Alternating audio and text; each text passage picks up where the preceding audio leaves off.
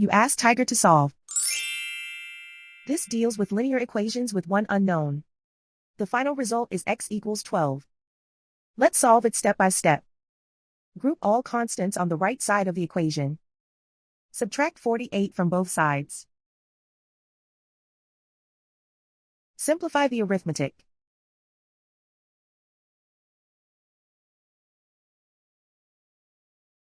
Isolate the x.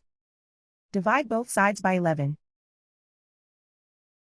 Simplify the fraction. Find the greatest common factor of the numerator and denominator.